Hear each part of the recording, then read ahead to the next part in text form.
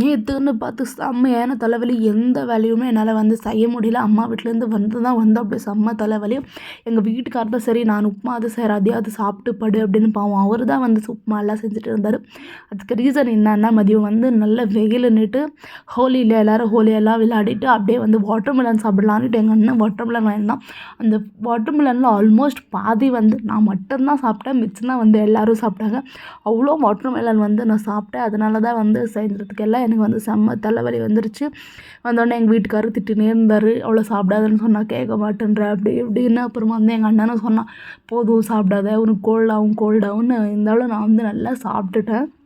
சாப்பிட்டுட்டு செம்ம தலைவலி. அப்புறம் வந்து நைட் எதுவுமே செய்ய முடியல. பாவம் அவர் தான் வந்து உப்புமா செஞ்சார், சூப்பராக செஞ்சுருந்தாரு. அதுவும் என்னால் சாப்பிடவே முடியல.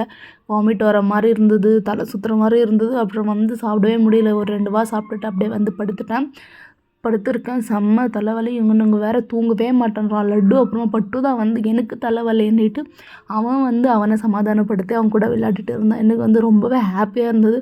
இது வந்து புரிஞ்சுக்கிறவளோ வந்து பெரியவனாயிட்டானா பட்டு அப்படின்னு ரொம்பவே சந்தோஷமாக இருந்தது.